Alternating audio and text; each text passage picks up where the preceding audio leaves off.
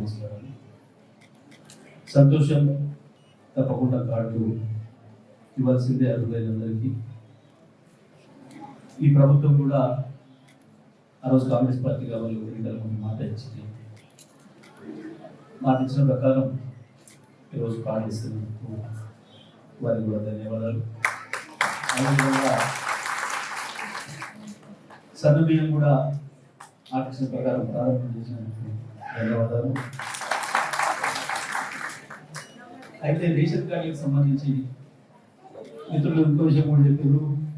Free bus పథకం తప్పకుండా దానికి ధన్యవాదాలు. కరెక్ట్ మేము అసలు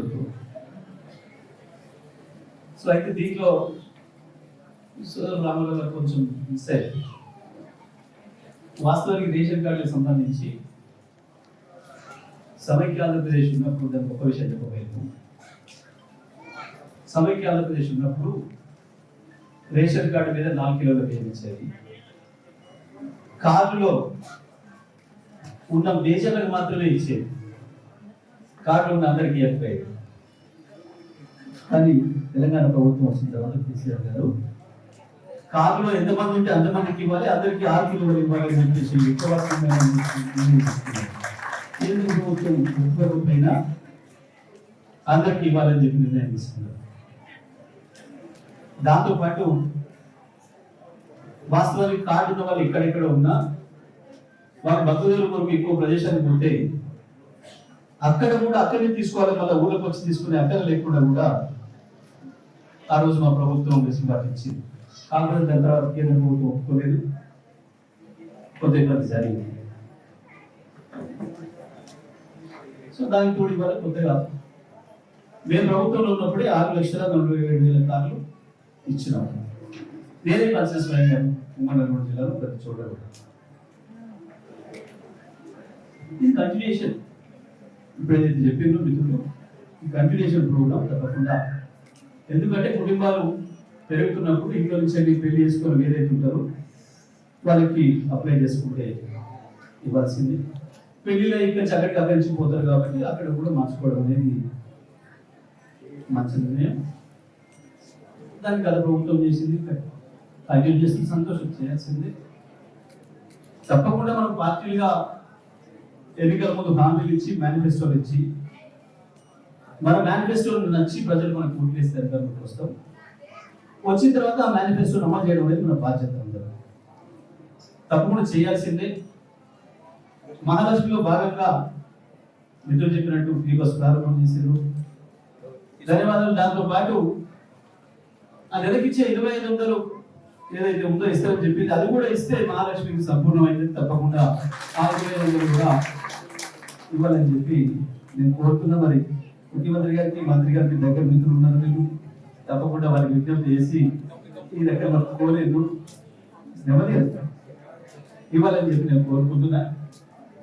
అదేవిధంగా రైతు రుణమాఫీ కూడా ఏదైతే ఉందో కొంత చేసిండ్రు, అది 50,000 కోట్లు చేయాల్సి 20,000 చేసిండ్రు. తప్పకుండా మిగతా కూడా ఇస్తే రైతులందరి తరఫున ధన్యవాదాలు చెప్పి ఆశీర్వాదాలు కూడా ఇస్తాం తప్పకుండా ముఖ్యమంత్రికి.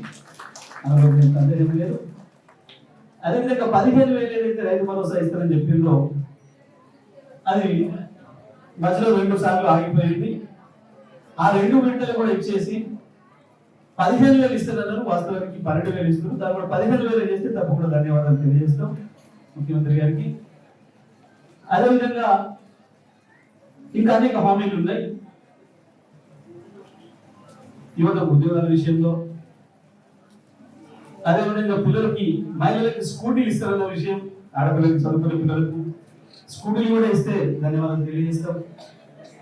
అదేవిధంగా విద్యార్థులకు కార్లు ఇస్తారన్న 5 లక్షలు, ఆ కార్లు కూడా ఇస్తే తప్పకుండా వాళ్ళ తరఫున కూడా గుళ్ళో పూజలు కూడా చేయిస్తాం.